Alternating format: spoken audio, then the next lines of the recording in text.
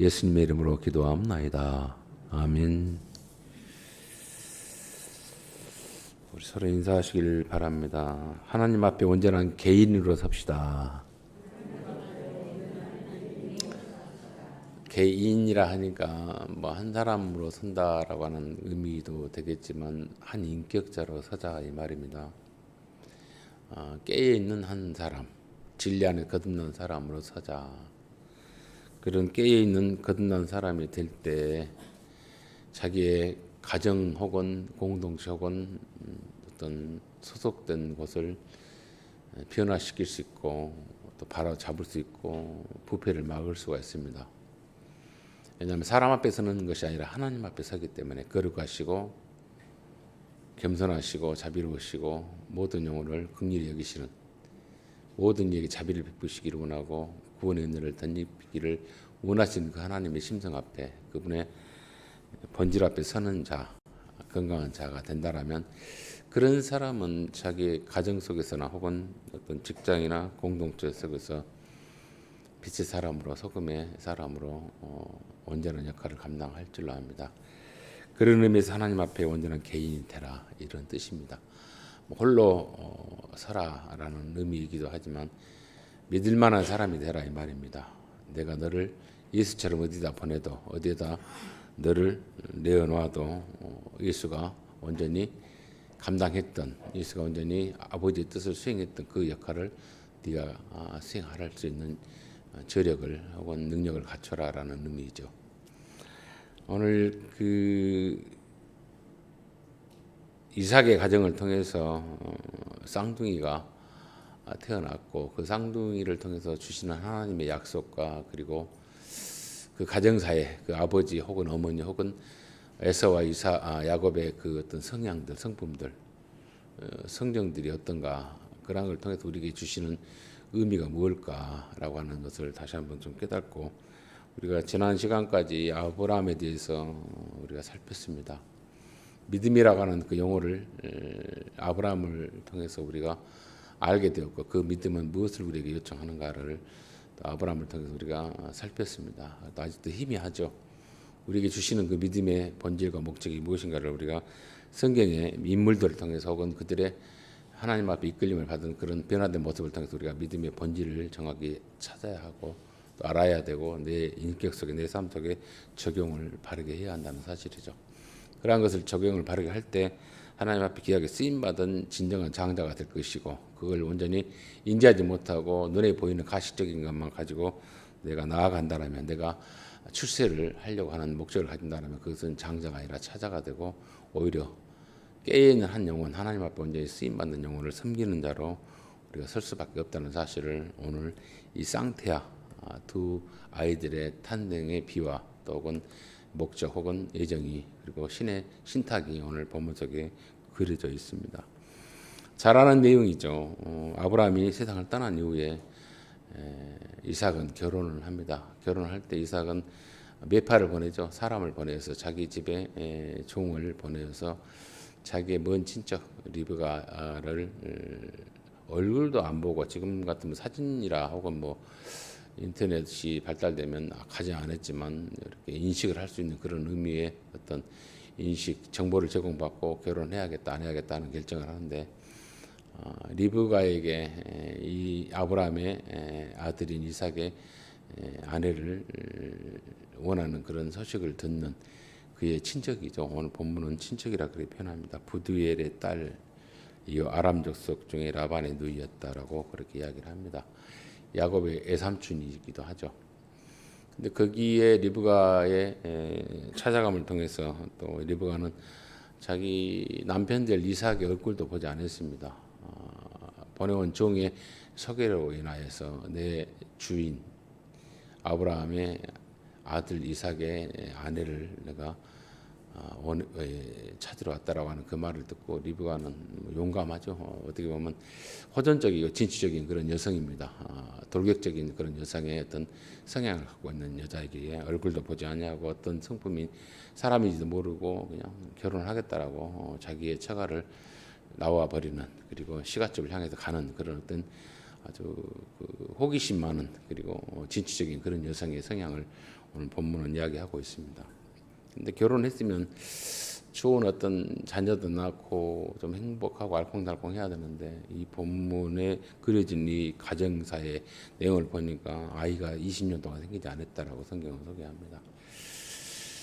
자녀가 생기고 또 태어나고 그리고 잘 기르는 것, 우리가 우리의 실력으로 태어나게 하고 뭐 기르고 그렇게 만들어 가는지 아는데 하나님 개입하셔야만이 자녀도 잉태되고 또 하나님께서 허락하셔야만이 또 길러주시고 보호해 주셔야만이 그 자녀가 온전하게 자랍니다. 그 하나님 앞에 우리가 온전히 의지하는 그 겸손함과 진실함과 그리고 읍소가 있어야 합니다. 읍소.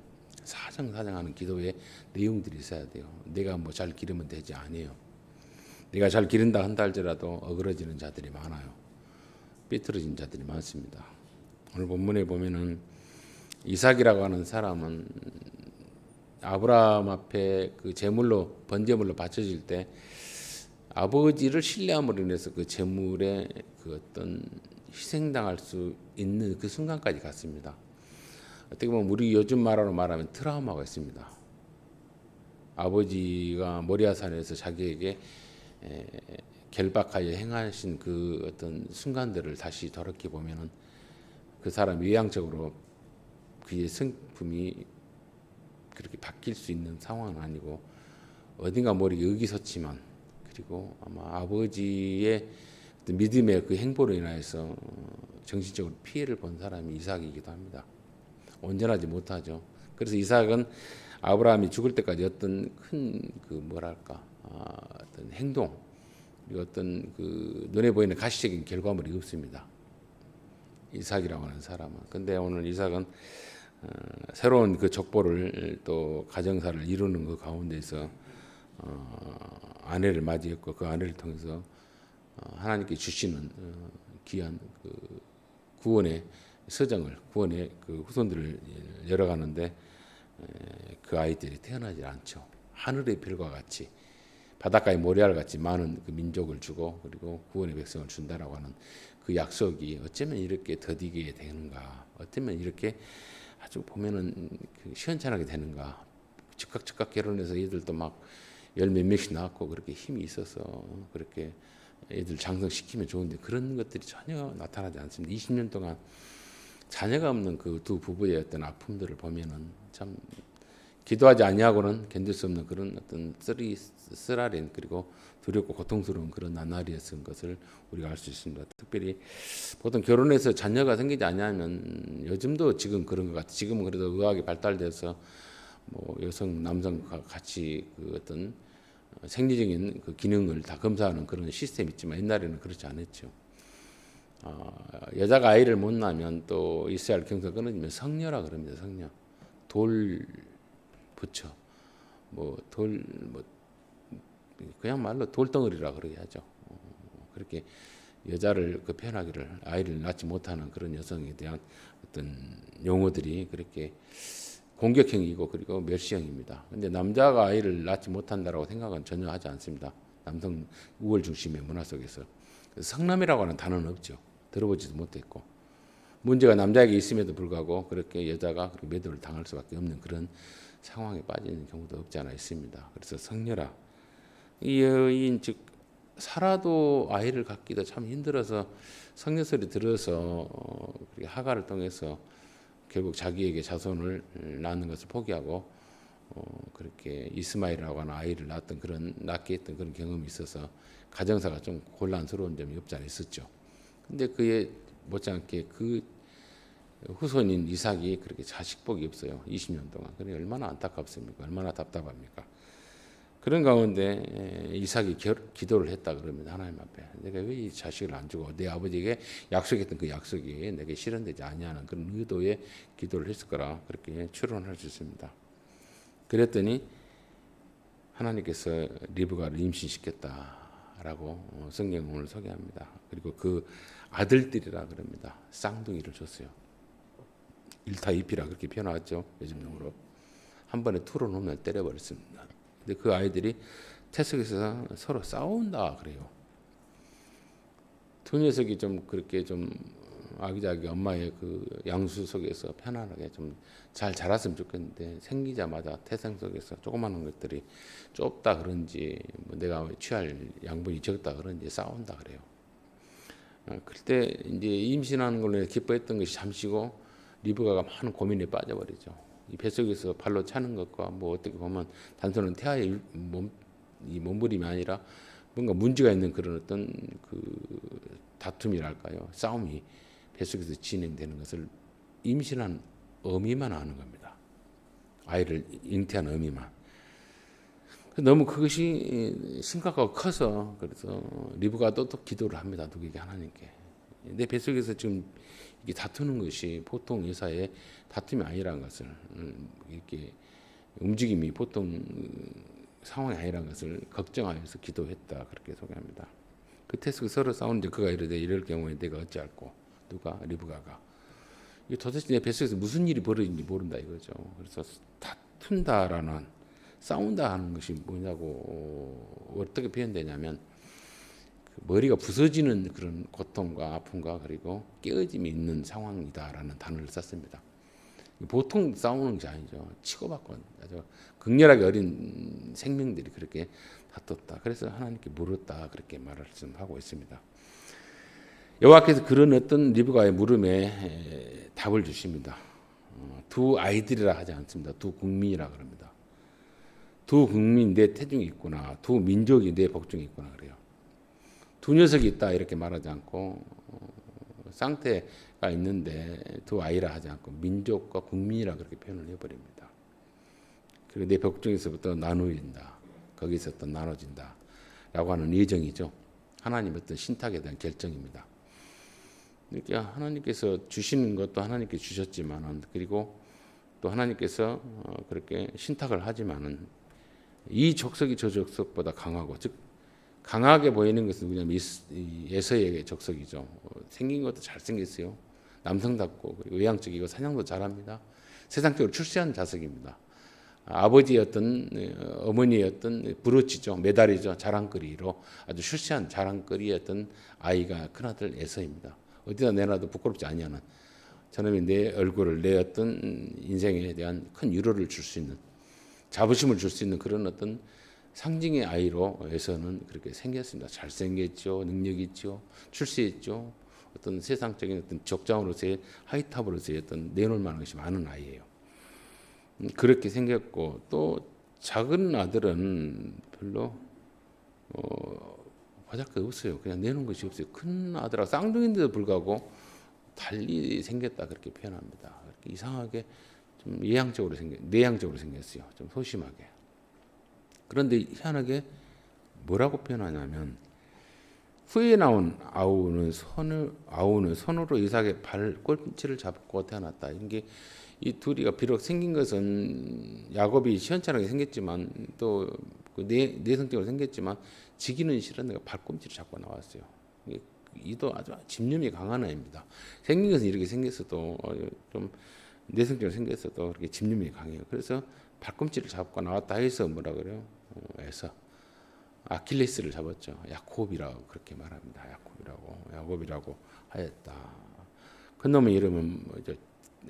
씩씩하고 용감하고 잘생겼다 해서 에서라 그렇게 붉고, 붉다라는 뜻의 의미도 있지만 아주 빛난다는 뜻이기도 합니다. 잘났어, 우리 집에 하여튼 아주 훌륭한 놈이다, 내 얼굴이다라고 하는 의미도 되겠죠.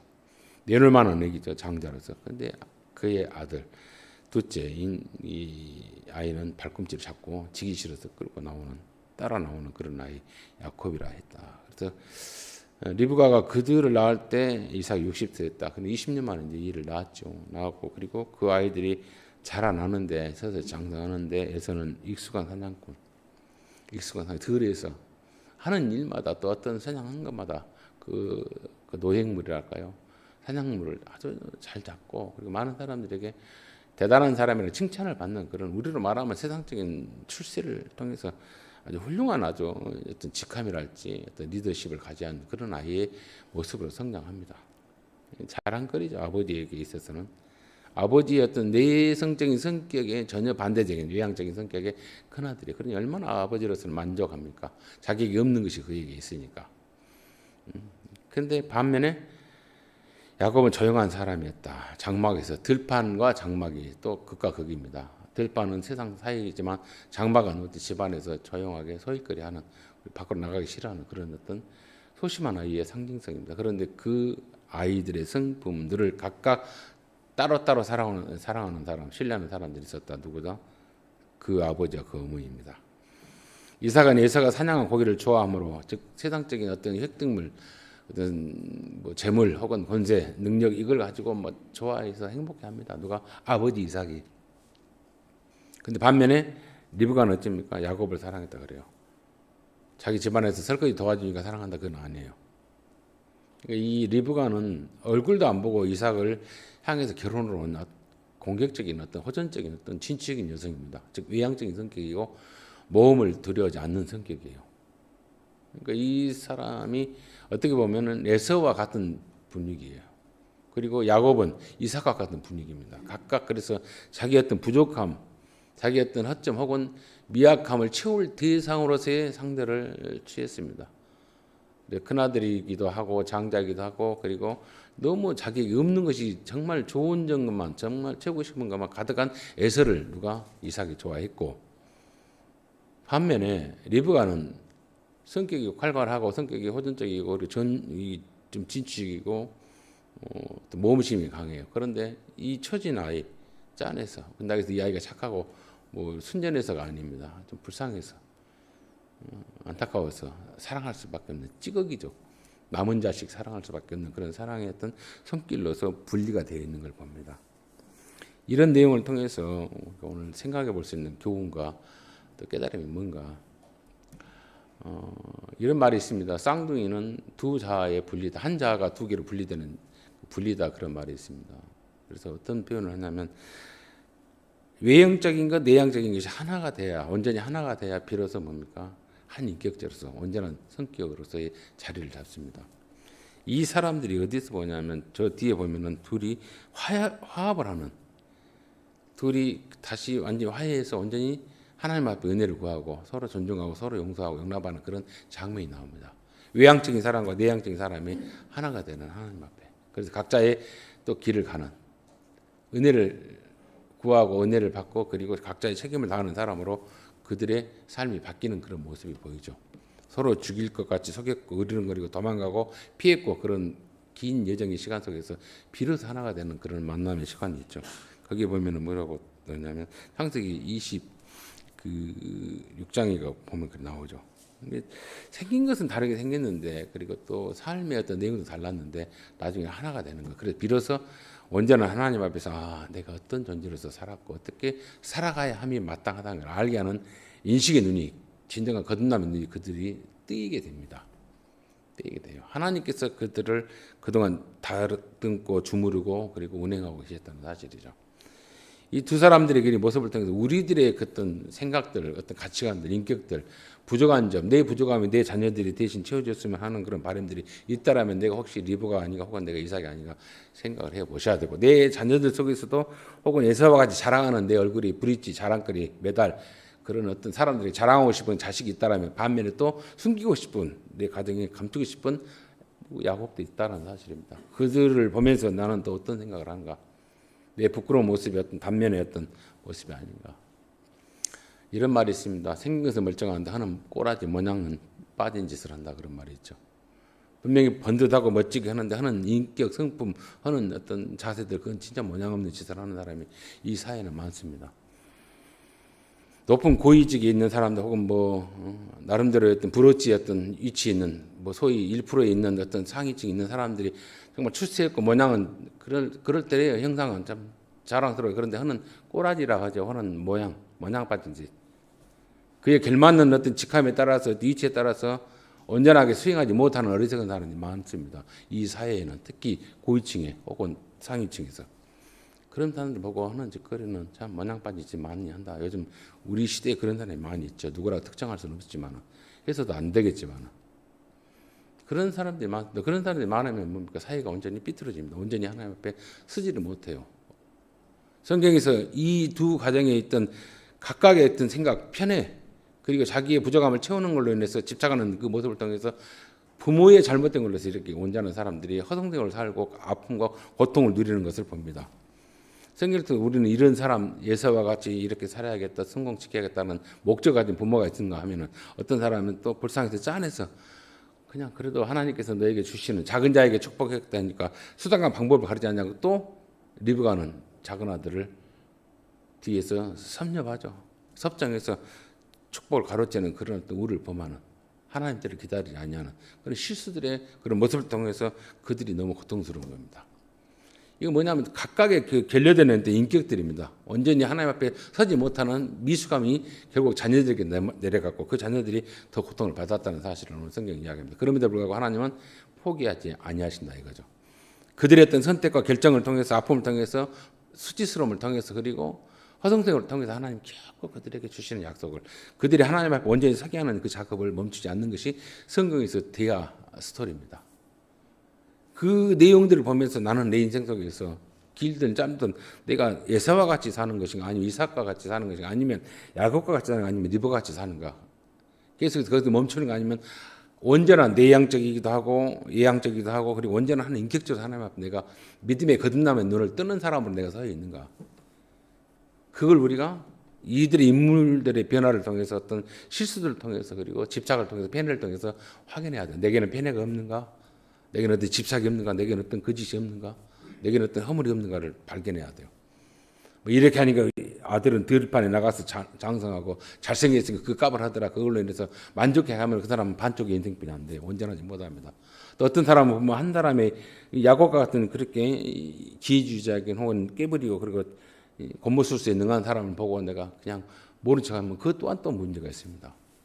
하나님 앞에 한 영혼이 온전히 성숙하려면 쌍둥이라고 하는 것은 뭐겠습니까? 두 인격체입니다. 두 아이입니다. 그 사람이 각각 부족한 점을 온전히 서로가 보완해서 하나의 인격체를 만들어야 됩니다. 온전한 인격체. 우리가 살아가면서 많은 자녀들을 낳는 분도 있지만 하나를 낳는 사람도 있지만 그 각각의 편애, 부모의 편애란 말은 아버지의 어떤 성향, 어머니의 좋은 것들로 온전한 것들로 최선을 다해서 한 사람 인격체를 만들어낸 거죠. 누구 앞에서 자기 앞에가 아니라 하나님 앞에. 하나님의 거룩하심과 하나님의 진실하심과 겸손하심과 예수님의 뭡니까? 언제나 순종에 통해서 그리고 예수님의 언제나 자기의 희생을 통해서 하나님 앞에 뜻을 이루는 한 개인이었어요. 한 영혼이었어요. 하나님이시지만 동등을 취하지 아니하시고 낮은 자리에서 하나님 앞에서 한 제물로서의 한 인생을 살으셨던 분이 예수였어요. 그런 것처럼 주님 우리에게 성경을 통해서 이야기를 합니다. 말씀하고 요청합니다. 많은 인물들 실수를 통해서 실패를 통해서 너희들은 그와 같이 되지 말라 이겁니다. 그와 같이 허송생을 보내지 말라 이겁니다. 그것이 성경에서 주시는 스토리 이야기들이고 내용들이고 우리에게 요청하는 것들이죠. 목사는 그걸 바르게 설명해야 되고 바르게 설계해야 되고 바르게 인식시켜서 한 사람이 언제나 인격체를 만들어야 되죠. 많은 사람들이 그러죠. 논두렁 깡패들도요. 집단이 있으면 그 깡패들이 집단을 통해 자기 목에 힘을 줍니다. 쌈도 얻어 모든 것이. 진정한 어떤 힘 있는 자는 뭡니까? 홀로 있을 때 두려워하지 않는 저력을 갖고 있고 능력을 갖고 있고 그리고 용기를 갖고 있는 사람이 진정한 힘 있는 자예요. 어떤 집단의 어떤 무리들을 보고 집단의 어떤 힘을 보고 뒤에 배경 삼아서 힘 있는 척하는 것은 비겁한 자고 그리고 진정한 힘 있는 자가 아닙니다. 많은 사람들이 집단 속에 들어가 있으면 어떤 상태를 벌이냐면 자기의 부끄러움이 없어요. 수치스러움이 없어요. 용기가 없습니다. 숨어 살아요. 그리고 그들의 힘을 빌어서 자기의 것으로 누리고 삽니다. 그러니까 그런 사람들은 하다못해 전쟁이 나거나 하다못해 지진이 나거나 하다못해 기본적인 소양이 깨지면 생존해 나갈 수가 없어요. 생존을 못합니다. 서지를 못해요. 원망해요. 왜냐하면 많은 사람이 도움을 받고 살기 때문에. 그런데 스스로 생생할 수 있는 힘을 가진 사람은 어쩝니까? 하나님 앞에 그대를 받아들일 수 있는 저력이 있습니다. 마음의 여유가 있어요. 하나님 우리에게 뭘 요청하시냐면 세상 어디다 던져놔도 어디다 보내도 네가 하나님 앞에 의지를 갖고 하나님의 도우심을 하라고 네가 그 공동체에서 그 상황 속에서 꽃을 피울 수 있어야 돼요. 싹을 피울 수 있어야 돼요. 결실할 수 있어야 돼요. 그러려면 내가 온전해야 한다는 겁니다. 내가 부모로부터 트라우마가 있었어요. 그걸로 인해서 내가 상처받는 것도 있을 수 있어요. 그 끝에 넘어서야 됩니다. 의지적으로 넘어서야 돼요. 또 내가 너무 어떤 활동적이고 이게 공격적이고 호전적인 것이 있어요. 그럼 내 안에서도 내성, 내향적인 어떤 순전함도 찾아야 돼요. 채워야 돼요. 부족함을. 그것이 우리에게 주시는 주님이 인격적인 구원이에요. 삶의 구원이고 그냥 맹신적으로 막 누구의 어떤 집단 어떤 뭐 최면술 같은 그런 어떤 요청, 어떤 선포 이런 것들이 내가 메모리 되었어. 내가 끌려가서 내 본질을 놓아버리고 거기 진짜인 줄 알고 비평하지 못하고 정확히 판단하지 못하고 매여 가버리면 여러분들 뭡니까? 하나의 또 허송세월 사는 거예요. 온전한 인격체로 변화되지 못합니다. 하나님을 쓰지 못해요. 난리가 났을 때 혹은 완전히 정말 누구의 도움이 없었다 할 때 내가 서지를 못해요. 하나님을 진정 하나님 앞에 아는 자들은요 하나님 앞에 바르게 섭니다. 보호를 받았던 가정의 공동체에서 보호의 가정의 공동체 없어질 때 내가 어떻게 서는 법을 누가 부모가 가르쳐줘야 돼요. 부모가 그렇게 그들에게 교육시켜야 되고 그들에게 보여줘야 됩니다. 온전한 인격적으로. 그래서 우리가 각성돼야죠. 누가? 내가 예수를 알고 예수를 해도 구원받은 자라면 내가 정확히 그걸 인식하고 하나님 앞에 내가 서야 돼요. 먼저. 그래야만 이제 자녀들이 내 부모가 그렇게 섰던 것, 온전했던 것, 그리고 성숙했던 것을 보고 그나마 닮아가지고 그나마 따라갈 수 있죠. 그런데 편협적이고 또 내가 이기적이고 애국돼 있으면요, 애들이 그렇게 삐뚤어져요. 그런 사람들 사이에 있으면 그런 사람들 사이에서 자리 잡으면 완전히 나라가 어수선해져요. 공동체 어수선해 이기적입니다. 그리고는 근거를 때 우리 아버지는 우리 엄마는 이렇게 안 했어라고 우격등짐을 하는 이상한 기현상이 나죠. 하나님은 그렇게 안 했다라고 말하는 것을 알아야 돼요. 하나님의 보편적인 그 자비는 뭡니까? 모두에게 비를 내리고 모두에게 햇빛을 내려줍니다. 그리고 모두가 구원받기를 원합니다. 그 의지를 뭡니까? 우리 피조물 우리에게 하나님은 여전히 끊지 않고 있어요. 모두가 구원받고 모두가 잘 되기를 원하신 그 하나님 의지죠. 보편적인 의지, 일반적인 의지죠. 구원의 열정이죠. 열심이죠. 그건 동일하게 주십니다. 그런 의도에서 하나님께서 누구에게 먼저 태어난 너희들이 눈에 볼 때 먼저 태어난 아들 에서가 장자고 그 아버지의 모든 특권과 재산을 갖는 자로서 내가 정했다. 운명은요 결정했지만은 그 운명은 내가 어떻게 인식하고 내가 어떻게 그 대처에 따라서 운명이 바뀝니다. 예를 들어서 내가 어떤 공동체 안에서 어떤 집단 속에서 어떤 가르침 속에서 내가 사는 존재예요. 교육받은 존재예요. 그런데 내가 볼 때는 내 마음속의 양심이 이건 아니다라고 하는 것이 분명히 꿈틀거릴 수 있습니다. 도둑놈의 소굴에서 도둑질을 한 것이 정당화될 수 있어요. 그런데 그것이 아니다라고 하는 양심이 꿈틀거림이 있다 이 말이에요. 그랬을 때 그 양심의 꿈틀거림을 내가 한번 깊이 고민해 봐야 됩니다. 그 공동체 안에서 그것은 당연히 옳은 것인 것 같아요. 당연히 그렇게 누릴 수 있는 것 같아요. 그런데 아니라고 하는 것이 있단 말이에요. 왜냐하면 보편 모두에게 주는 공익한 이익힘이 아니거든. 내가 다른 사람을 착취해서 학대해서 그리고 뺏어서 죽여서 얻을 수 있는 것을 내가 옳다라고 말하는 그런 공동체 집단 속에 있다라면 강도 집단이 있다라면 강도들은 그게 옳다라고 했는데 모든 사람에게는 그게 동일한 평안함과 동일한 이익을 주는 건 아니잖아요. 우리 공동체만 우리 어떤 집단만 유익하면 된다라고 하는 그 안에서는 그것이 옳다라고 하겠죠. 그런데 모두에게는 아니다 할 때는 우리가 괴로워야 한다 이거죠. 그 괴로움의 기준은 어디에 있냐면 하나님의 말씀 안에서 그리고 하나님께서 주신 우리의 성향에 있습니다. 분명히 사람이 사람 같지만은 그렇게 어떤 행동을 해야 되고 안 해야 되는 양심이 있다 이 말이에요. 선과 악을 구별할 수 있는 힘이 우리에게 미미하게 있습니다. 구원받은 자들에게는 그리고 진리를 받은 자들은 더 그게 강하게 있어요. 그래서 내가 분별하면서 선택할 수 있습니다. 옳고 그름을. 그리고 내가 누구에게 가스라이팅 안 당해요. 하나님을 바르게 섭니다. 진리 안에서. 진정한 거듭남. 흔들리지 않습니다. 그리고 하나님만 신뢰합니다. 비록 세상 것이 내 손에 쥐지 않을지라도. 그런 자가 진정한 구원받은 자가 용기 있는 자고 하나님 앞 진리 앞에 서는 자가 거듭난 자예요. 그런 자들이 모여있는 공동체는요. 모두에게 유익을 줍니다. 모두에게 풍요를 줍니다. 모두에게 즐거움을 줍니다. 누구 착취하려고 하지 않습니다. 누구 뺏으려고 하지 속이려고 하지 않아요. 그게 구원받은 예수 안에 구원받은 자들이 하는 행위들이에요. 그리고 인격들이고 매너들입니다. 그런 자세들 그걸 누가 교회는 말해야 되고 교회는 가르쳐야 돼요. 이삭이 그렇게 실패했어요. 누구 에서를 편애함으로 해서 리브가 그렇게 또 실패했어요. 어떻게든지 하나님께서 주시고자 그 약속을 내가 자기 방법으로 지키는 걸로 인해서 자식들을 갈라놨고 싸우게 했습니다. 그런데 하나님이 또 화해시켜요. 만들어요. 그 공동체 안에서 하나씩 깨닫게 하고 야곱은 야곱대로 또 그렇게 당하게 하고 깨닫게 하고 그리고 결국 만나게 합니다. 누가? 야곱은 그 에서를 만나기 전에 하나님의 아들 되신 예수를 상징하는 여호와의 사자가 그를 칩니다. 밤새 칩니다. 그를 깨뜨립니다. 그리고 누구? 에서는 어떻게 합니까? 그 어마어마한 부를 잃었던 거 누가 준 걸 알게 하냐면 오는 길에 죽이고자 한 그런 형태로 400명의 군사를 데리고 유세를 가시고 오는데 결국은 그 동생을 안아주잖아요. 죽이지 않고. 하나님 그 마음을 만들어요. 주물러 버렸다는 걸 이야기합니다. 그래서 온전한 하나님의 역사하심을 그들이 경험해요. 그때서. 하나님 앞에 한 개인으로 온전히 서게 합니다. 그리고 각각의 그 처소에서 살게 하잖아요. 이 경험하는 겁니다. 누구에게 우리 삶 속에서 많은 사람들을 만나서 그리고 그것이 부질이 없었구나, 그것이 의미 없었구나 알게 합니다. 그래서 하나님 앞에 서게 해요. 점점 하나님 앞에 몰아갑니다. 걸어간 그분 앞에. 그 몰아간 것이 온전히 그때그때마다 의식이 있게 안 되면 어떻습니까? 육신의 고통과 병을 줘서 그 실패를 통해서 육신하고 벗어라 하고 불러내요.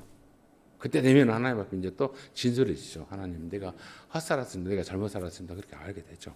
그런 것처럼 우리가 하나님 앞에 언제나 뭡니까? 자기 혼자 성찰하고 거듭남으로 서야 돼요. 그 진리 앞에 서야 돼요. 그 구원받은 자의 복입니다. 복. 분별력이고 힘이고 저력이고 능력이에요. 이런 말이 있어요.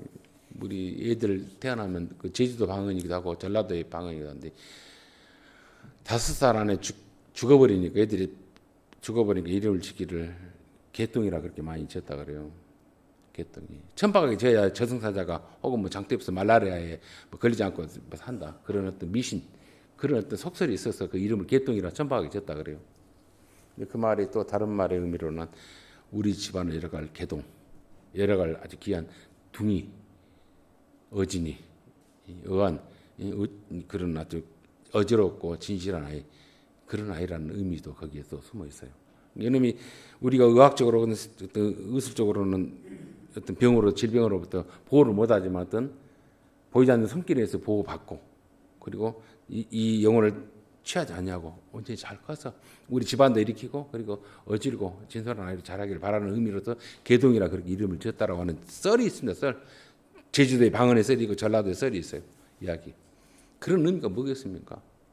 보이지 않는 어떤 신의 어떤 보이지 않는 힘에 의해서 이 아이가 잘 자라고 생명을 유지하게 바라는 그런 기대가 있잖아요.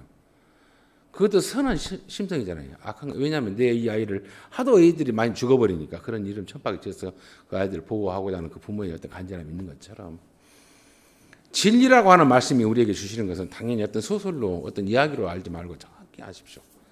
이삭은 이렇게 트라우마가 있어서 정말 의기소침해지고 아버지는 자기 믿음을 하나님 앞에 드렸지만 자기는 그 아버지를 믿고 아버지를 신뢰함으로 해서 그 제물로 들어갔을 때 오는 트라우마가 있습니다. 그걸 어떻게 외향적인 아들을 통해서 채우고자 하는 욕망이 있었어요. 그래서 패배가 됐고 어그러졌습니다.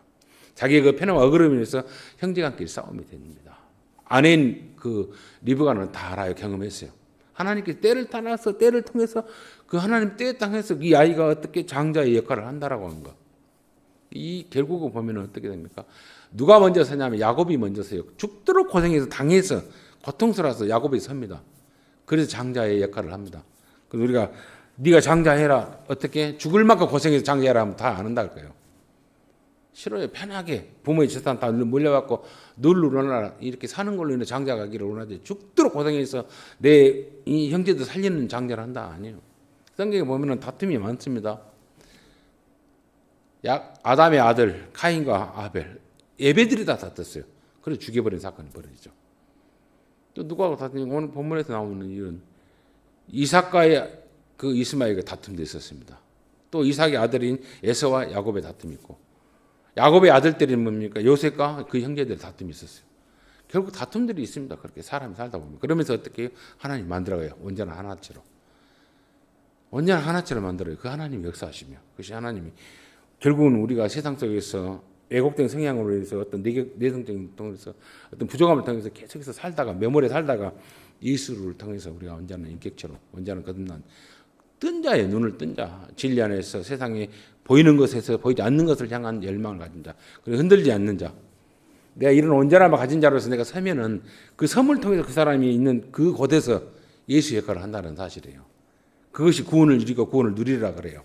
그런 예수의 역할을 하고 선발의 역할의 삶을 마음을 삶을 하나님 앞에 순종하는 삶을 사는 자는 그냥 외향적이고 내성적인 자가 아니에요. 온전히 하나됨의 합일체로서의 인격입니다. 그걸 채워가는 자로서 내가 섰을 때 비록 컸든지 적든지 어디든지 그 역할을 감당하죠. 그걸 우리가 만들어야 돼요. 내가 먼저 그렇게 돼야 되고.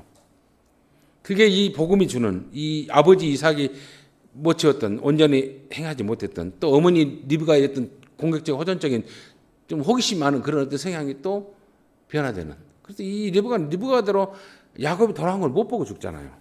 엄청난 아픔입니다. 보내놓고도 피하게 해놓고도 장자의 그 역할을 하게 보내놨는데 결국은 이 아이의 돌아옴을 못 보는 그런 슬픔에 자기 인생의 마침이 있습니다. 얼마만큼 그렇게 모든 시들과 사들처럼 있는 사건들과 사연들을 통해서 하나님이 뭡니까? 알게 해요, 인생들을. 그런 하나님이 오묘한, 그러면서 세미하신, 그러면서 디테일하면서도 큰 이 장엄한 한 사람을 향한 하나님의 의도가, 이 많은 사람의 실패, 많은 사람들의 변화를 통해서 우리에게 요청하신 게 뭐냐? 예수로 인하여서 온전해지기를 원해요. 어디다 내놔도 빛으로, 어디다 내놔도 소금으로. 네가 어둠에 속하지 않냐고, 네가 음란함에 속하지 않냐고, 온전함으로, 건강하고 밝음으로 예수의 역할을 하기를 원하는 거. 그러려면 우리가 한쪽으로 치우치지 않아야 한다는 것이죠. 내게 주는 어떤 삶의 드라마가 있습니다. 드라마는요, 강하면요, 그 자리에 떠나면, 그 자리에서 벗어나면 드라마는 없어집니다. 내가 여전히 유약하고, 내가 여전히 잘하는 일 못했고, 내가 매여 있기 때문에 트라우마라고 하는 단어가 있어요. 트라우마는요, 왜 저도 트라우마가 있겠습니까? 많아요. 저도 뭐 무서움이라든지 두려움이 없는잖아요. 있어요. 그런데 하도 부딪히고 하도 그렇게 어둠을 하도 이렇게 호기심이 많아서 가니까 그것도 없어지더라고요. 그럼 배가 아니구나 한 거 알아요. 그리고 제게는 항상 한 단어가 있습니다. 저에게는 어떤 보면 귀한 화두 같아요. 귀한 어쩐다고. 그래서 어쩐다고 그게. 저는 그게 나를 하지 매료되어 있어요. 그래서 어쩐다고. 네가 권력 있어 어쩐다고. 네가 대통령이 있어 어쩐다고. 나하고 뭔 관계 있어. 어쩐다고 하는 자부심이 있어요. 네가 성공해서 실수해 어쩐다고. 그래. 네가 나한테 밥을 사줬어. 네가 나 그걸로 자랑하려고 그거 접수했어. 그것처럼 못난 거 없잖아요. 어쩐다고라고 하는 것이 나를 그렇게 마음을 후련하게 해요. 네가 나한테 자랑하는데 내가 너한테 대접해 줄 것 같아. 택도 없는 소리 말하고 어쩐다고 그렇게. 나는 한 사람, 하나님 앞에서의 한 사람으로서의 온전함을 유지한 거지 다른 거 없어요. 사람들이 나에게 뭐 보이는 걸로 자랑하고 또 어떤 것으로 자기를 과시하려고 할 때 그게 기죽지 마십시오. 그 사람도 하나님 앞에 어떨 때 보면 또 옷 벗고 가고 나도 역시 또 간단 말이에요. 그런데 어떻게 어떤 가치관으로 살았냐, 어떤 마인드로 살았냐, 어떤 진정성과 거듭남으로 살았냐, 그것을 하나님 우리에게 평가하신다는 사실이에요. 거기에 자부심을 하죠. 그런 자들이 모여 있는 것이 뭡니까? 건강한 사회고, 건강한 공동체고, 건강한 가정이에요. 건강한 교회고. 그래서 가스라이팅이 많습니다. 왜 그 사람들이 이렇게 무서워하고 그리고 끌려가고 하는가? 죽을까 싶어서 죽은 게 못 준다고요. 그럼 그 교주는 안 죽냐 이 말이죠. 아무리 뭐라도 그 애는 아마 지금 우리나라에서 뛰어나는 그런 하나님이라고 날뛰는 그런 교주들은 나보다 더 빨리 갈 것 같아요. 왜냐하면 너무 혹사하더라고요. 무슨 힘이 그리 좋아서 성적으로 그렇게 주행을 많이 하는지. 아마 내가 그들이 이렇게 죽었다는 걸 내가 다 말로를 볼 것 같아요. 죽음이 문제가 아니잖아요. 어떻게 내가 인생을 마쳤고 평가를 받는 것인가. 누가 앞에서 사람들 앞에 사람들은 다 기억 잊어버립니다. 근데 하나님 앞에입니다. 결국은 하나님 앞에 그가 섭니다. 그 영혼이. 온전한 영혼으로 성숙한 영혼으로서 많은 사람들에게 하나님처럼 유익을 주고 하나님처럼 평안을 주고 하나님처럼 살리고 변화시키는 일에 그 주신 달란트, 어떤 세상적인 출세, 능력, 어떤 재력들, 권세, 지혜들을 사용했다라면 그는 칭찬받을 것이고 그걸 도둑질하고 그걸로 인해서 자기들 이기적으로 자기 혼자만의 자유를 위해 썼다라면 그걸로 인해서 저는 지옥불을 피하지 못할 것입니다. 그 자체가 저주예요. 그렇게 살았던 것이 부끄러움이고 그렇게 살았던 게 부끄러움. 그런 것처럼 우리가 하나님 앞에 완전한 의식 있는 자로 되셔야 돼요. 내가 이삭같이 편애하는가, 리브가처럼 어떤 내 욕망을 내가 약속받던 걸 이루기 위해서 절차를 무시하는가, 이런 것들을 고치셔야 돼요. 그래서 진정 하나님의 한 사람으로서 우리가 서야 됩니다. 겉은 멀쩡한데 내 속 모양, 인격도 내가 온전한 것처럼. 그래서 생긴 것 같이 참 그 성품이 그 어떤 꼴이, 그런 모습이, 인격이, 매너가 참 자랑스럽다라고 하는 평가를 받을 수 있고 쓰임을 받을 수 있는 할머니, 의식 있는 믿음의 사람이요, 그리스도인이요, 그리고 하나님의 사람으로 그 유업을 이뤄가는 저와 여러분의 남은 생이 되시기를 주의 이름으로 축원을 드립니다. 좋으신 아버지 은혜를 감사합니다. 복음이 우리에게 무엇을 말합니까? 주님, 죽어서 천당 가는 것을 약속한 것이 복음이 아닙니다. 성경에서 많은 사람들이 세움을 받았고 쓰임을 받았고 실패했고 좌절했음에도 불구하고 하나님은 그 한 사람의 온전한 변화를, 온전한 회복을 위해서 끊임없이 보편적으로 노력하시고 그 열심을 멈추지 않는 하나님을 우리가 봅니다. 궁극에는 예수를 보내셔서 당신의 아들 하나님이신 그분을 보내셔서 겸손하게 사람의 옷을 입히시고 우리에게 하나님 앞에 어떻게 귀한 쓰임을 받아야 하는가, 귀한 온전한 회복을 이루어야 하는가를 알리시는 아버지, 십자가로 인해서 구원을 받았고 하나님을 아버지라 부르는 권세를 허락받았으면 그 하나님 앞에 온전한 인격적으로서 또 다른 예수의 모습으로서 쓰임받는 복된 빛의 역할이요 소금의 역할을 감당하는 성숙한 할머니 모든 권속들 되게 하시고 저들의 자녀들 되게 하여 주옵소서.